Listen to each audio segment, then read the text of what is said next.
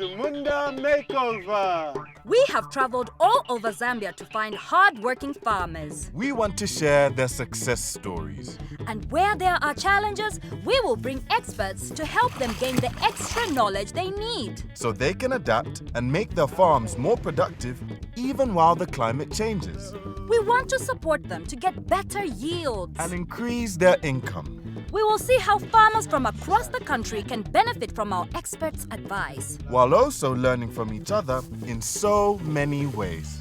Join us on these journeys and share in the farmers' experiences as they improve their farms. On Munda Makeover!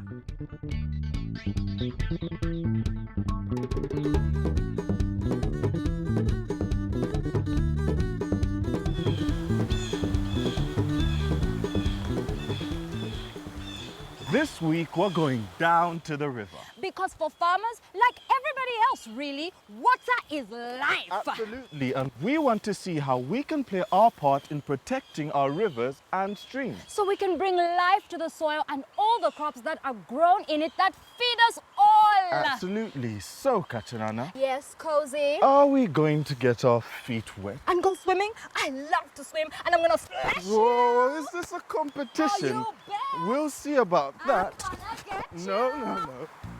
The river is in Chongwe, Central Province, and we're visiting farmers Lysias and Eneles who live close by. They have 5 children. Their farm covers 2 hectares. Their main crops are tomatoes and maize. But with climate change and unpredictable rains, irrigation is increasingly necessary, especially if farmers like Lysias want to plant for a second season or plant a higher value crop. Lysias uses a petrol pump, which is very expensive to run. So to reduce costs, they carry the water in buckets from the river. It's a lot of work.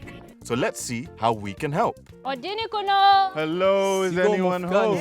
You're welcome to our farm. How are you? I'm Kachanana. I'm Kozi. We saw that this place is so beautiful. We want to know from you, and what is your favorite thing to farm?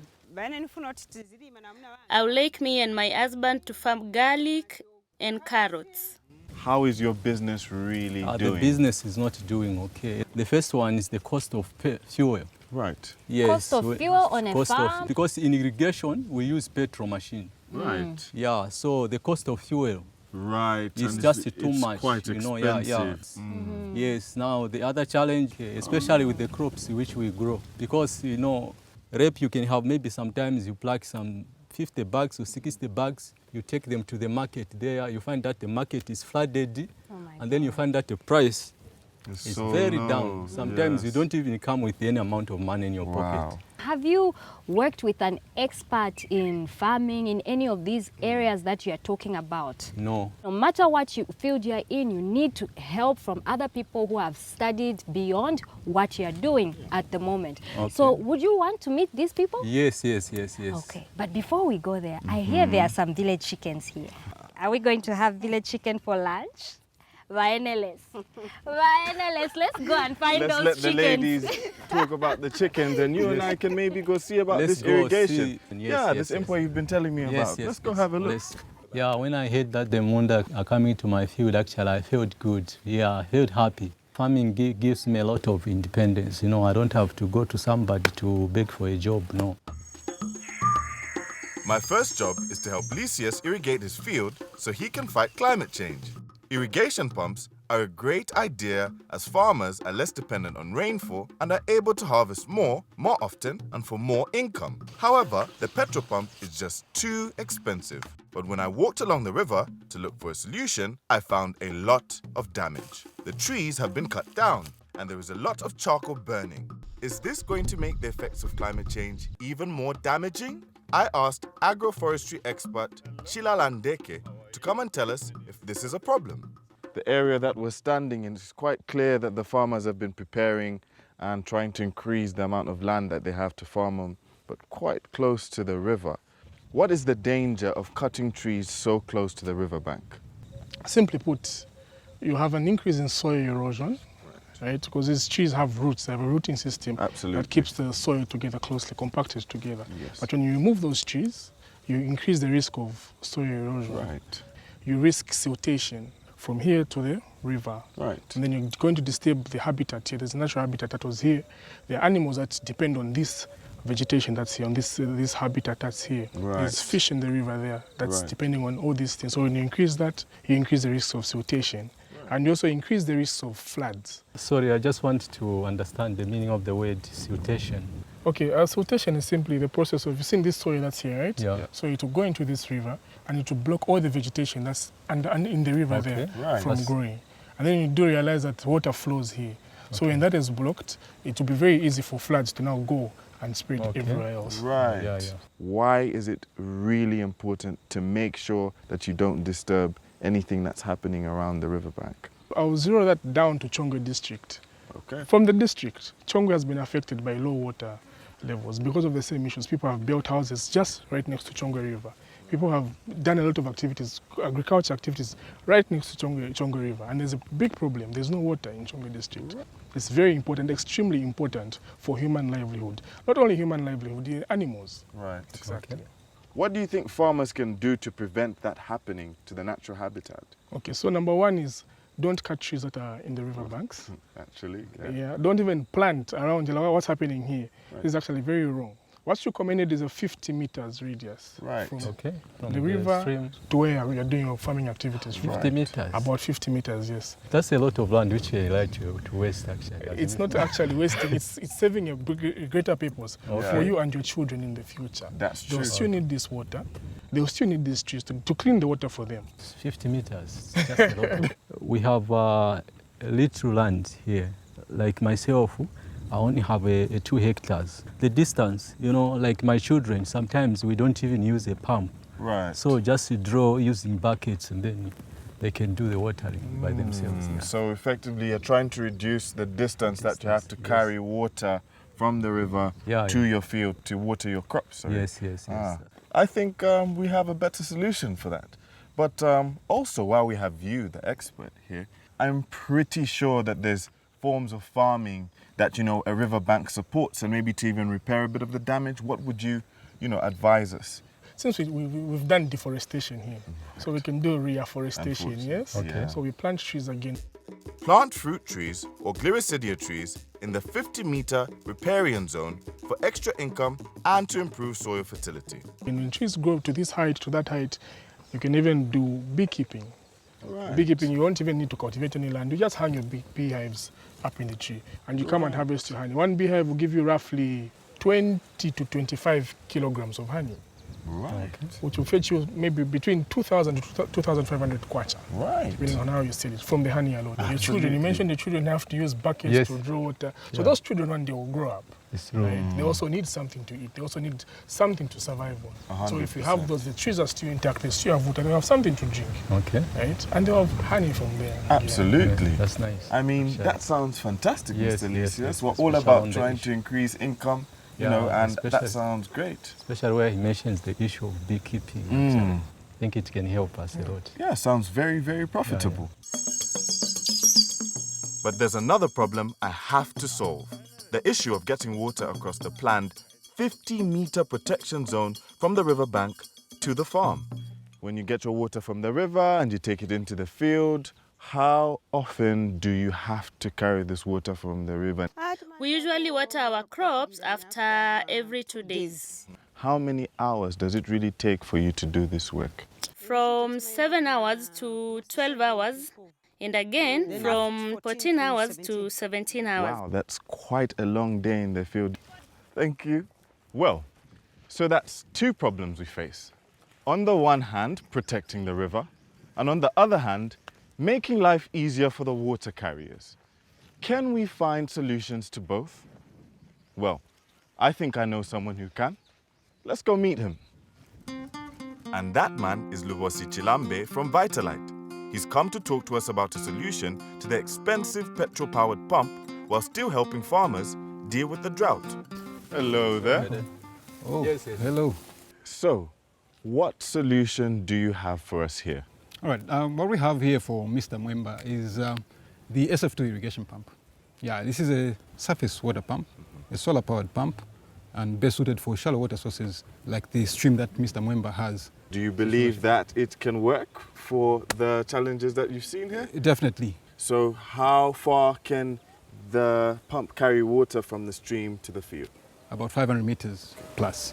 So it'll be able to work perfectly fine. Okay, and there's a bit of a slope from here to the field. Do you feel that the pump can manage that slope? Yeah. So the pump comes with a section of 7 and a total lift of 15 meters. Right. So when you look at the field from where the water source is to where the field is, it's well within the 15-meter range. Fantastic. So it will be able to take the water. This sounds very good. How are you feeling about that, Mr. Lysias? Very great. Yeah? Very great. It does seem like this is the solution for Exactly, the yeah. challenge that we've been facing on the farm here. Definitely. Now, the burning question, can we afford it? Right, so thank you. So Lysias and I are going to have a chat about finance. All right. We'll see you soon. All right, see you. All right. As I investigate getting hold of a pump, I've asked Captain Anna to help with accessing finance. Lysias belongs to a farmers group. One of the big advantages of a group like this is easy access to low-interest loans. Because when farmers group together, the guarantees needed by the banks can be met more easily. Now, the average price for a solar pump is 15,000 kwacha. Drip lines for a half hectare cost 6,000 kwacha. And a 5,000-litre tank will cost 4,000 kwacha. That's a total of 25,000 kwacha for a solar-powered drip irrigation system. Now, when this is compared to the cost of a small petrol pump at 10,000 kwacha and one season's fuel of 11,000 kwacha, we can see the solar pump system can be fully paid off in less than 2 years. The solar pump means Lysias will be in a much better position to fight climate change and drought, while profits will continue to rise. Still to come on Munda Makeover. The solar pump arrives. The solution to using the expensive petrol pump to get water to the fields. Can you guess? I think these large panels might be a rather obvious clue to the solution Vitalite are offering. Okay, let's find out all about it from our expert, Lubosi Chilambe.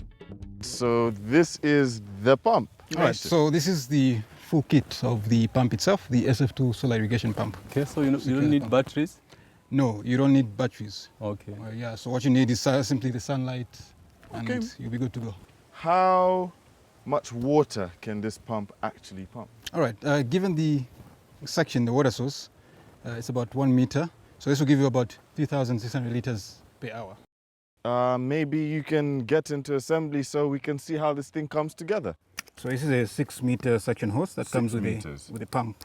So what we have here is the filter. Okay. So this goes in the water. Yeah. So it makes sure that nothing that we don't want coming into the pump is Definitely. going into the pump. Yes. So what we have here are two 60-watt panels. 60-watt Yes. panels. So the main function of this is to draw energy from the sunlight Right. and then supply it to the motor there, Okay. which in turn will run the flywheel and start the pumping. So I mechanism don't there. need to start finding sockets from my house Not to at try all. and plug Not it at all. in. No fuel involved. Not at So all. literally direct free sun energy Yes. straight to the pump and my field is watered. Yes. Actually, this is a better solution actually for me. Okay. Yeah, because when I'm using a petrol pump, Yes. if you want to water from morning maybe up to sunset, Right. I have to use maybe 6 to 7 liters of petrol Wow. in a day. Every day. Now, as for this one, I'm sure I will save a lot of money actually. Fantastic. Yeah, that money which was used to buy petrol, Okay. at least this one is free. The power from the sun. Sounds good. All right. So Is put that this going in the there. water now? Yes. The pump can irrigate up to 2 acres and be used with different kinds of water sources like rivers and lakes. We'll need to prime the pump before we start running it. Okay. Prime Yeah. it. So the Okay. idea is to fill in the chamber with water before you start pumping Okay. to kickstart the pumping process. So this is good to go. Once the pump has been filled with water, connect the pipe from the river to the pump. Right, so that's set. So next up, after setting up the pipe and priming the pump, Okay. we now connect the panel cable to the pump unit itself. We spoke about having a lot of sunlight on our panels here to get the best power to the pump. Yes, so you need a slight angle to be directly where the sun is coming from. Okay, that seems secure and steady. So if you need any charging, if you have a phone, you're in the field, Yeah. there's a charging port here for charging any electronic Can see device. Yeah, Yeah. we can have music while we work. Yeah. We'll switch on the pump now. 1 is for on and 0 is for off. Okay. So switch it on.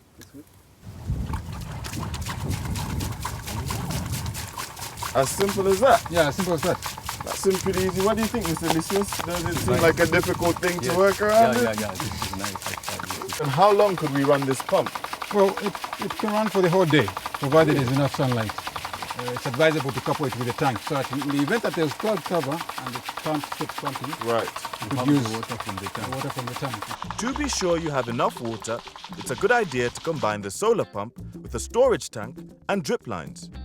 Drip lines use half the water of sprinkler systems, and you can save time on weeding as the water goes direct to the crop. With this pump, the only time you need to spend money is when buying it. Right. That's it. Yeah. When in use, you won't spend fuel. Yeah. So when it comes to maintenance cost, there's limited maintenance cost. You have a toolkit that comes with replacement parts. Yeah. You also have the tools that you can use to fix Easy servicing and the like. I mean, It's nice. it happened very quickly. It didn't take that long to set it up. Yes. Put the pipe in the water, our filter is there, turn on the Sure. pump, and we have The other water. part is just it's very easy to lift. Yeah, it's very quite portable. light. It's designed with the farmer in mind. You know, the idea is portability. A farmer has a big field, 1 acre field. You might need to move it from here to over there. Yes. So which means when you're done with your irrigation, Right. you can simply unplug it, pull it out, and take it back with you. Safely under my bed. Yeah, definitely. Yeah. You have it secured. What can happen? What can we do when the pump goes wrong? The pump comes with a 10-year warranty. Okay. Right. So within that 10-year period, we can offer spares for free, Okay. provided it's a manufacturer fault. We are thoroughly educated on how your pump works. Definitely. Environmentally friendly solution. Exactly. Apart from being good for the environment, it's Yeah. good for your pocket. Yes, it's true. Yeah, It's good for your labor. You limit your labor. You can It's- save a lot of money actually. It's Yeah, because less, that money that you use to buy petrol, Definitely. you just save it, used to other things. So, with the new solar pump, Lysias can now expect to have better harvests. But what will he do with all that extra produce? And how can he be sure that he will get the best prices? Let's go find out. Actually, like my wife, some time back, she even discouraged me to stop farming just because of the flooding of the market. Finding good market prices is so important. So I've asked David Mulenga from Limalinks to explain how they can help solve the problem of flooded markets by providing farmers with market information and different pricing options for farm inputs. Lysias, what problems do farmers generally face on the market? With the main crops which you grow here in our country, Zambia, we are fond of growing the same crops everywhere actually, like tomatoes and vegetables. So when you take them to the market, you find that it's flooded there in certain seasons. So when it is flooded there, we make a lot of loss because sometimes you just have to dump. You find that you even not have customers to buy your crop. We need to avoid a situation where farmers just dump their crops. So Limalinks helps farmers to be connected to the markets, to have that market information at that particular market. So if he's having tomato, he will check on our platform using a USSD platform, then be able to see Soweto, what price is there, Chongwe, the Southern Province, Copper Belt, so that they'll be able to know where to take their crops. Also, on the other hand, they'll be able to know what crop to grow because, like he mentioned, they keep on growing the same things, maybe tomato, rape. When farmers check on Limalinks, they'll be able to see that there are certain crops that fetch well on the market. Right. For example, carrots, green beans, yellow pepper, you find they fetch a better price that a farmer can grow and make better in terms of income than growing the other common crops like rape. Is it an app? Do you have to download it? How do you get it on your phone? We are using USSD platform. Okay. Yeah, it's not an app, so any small phone a farmer can use. Without internet, I can still use it. Without internet, you can Okay. still use it. Currently, just on Airtel network. Okay. David, do you mind showing us how it actually works? Okay, so for you to access the market information, a farmer can use any phone. Okay. I'm using a smartphone, but a farmer can use even the small phone Okay. because it's on USSD platform. Okay. So you dial *789# then dial it. Okay. So it gives you options: 1, market prices; 2, agri products; 3, agri services, my profile, wants to sell, help; 7, language, the main local language, yes. Right. So if you want to check for market prices, you go on option number 1. Okay. Then it gives you options, field crops, vegetables, poultry. So option number 2, you go to vegetables. Right. So it gives you a drop-down menu. Option number 1, tomato, cabbage, Chinese, eggplant, carrot. I've picked on carrot. Okay. So for example, Makalangu's Choma, this is where they are buying carrots, and it gives you, that's like 130 kwacha, grade A, for a 50 kg bag. Nice. But if you are to check currently for maybe rep, you find it's fetching at 60 kwacha, 50 kwacha. Oh, wow. So farmers don't know about this information.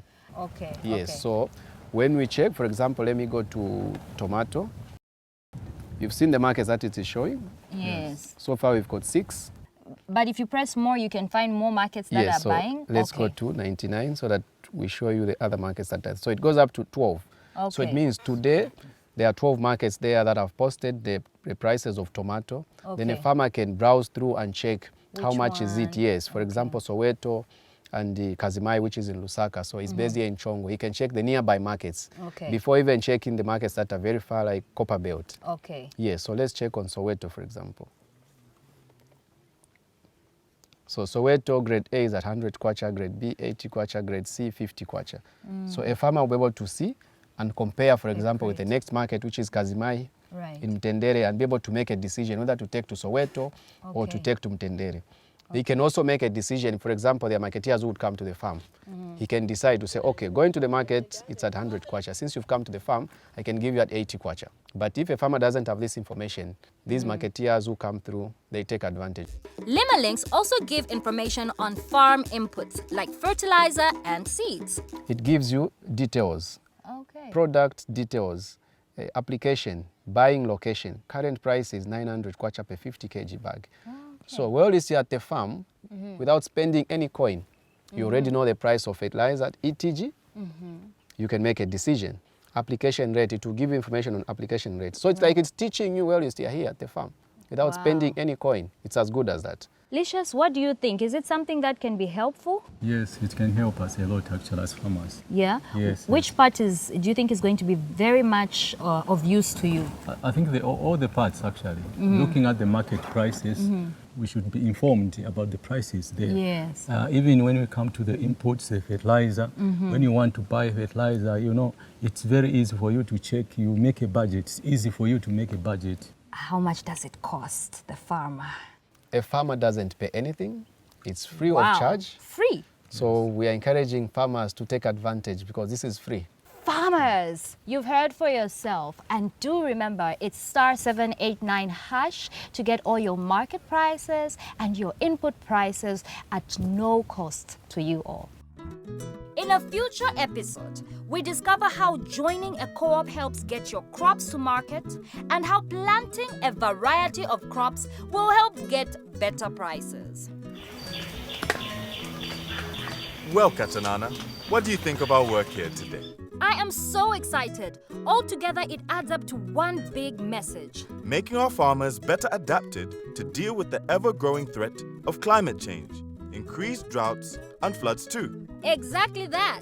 Now, let's see if they agree. What do you think of all the improvements that have happened here? Actually, very happy. Wow. It's like I've been dreaming and then I wake up to find that which I was dreaming has just become a real thing.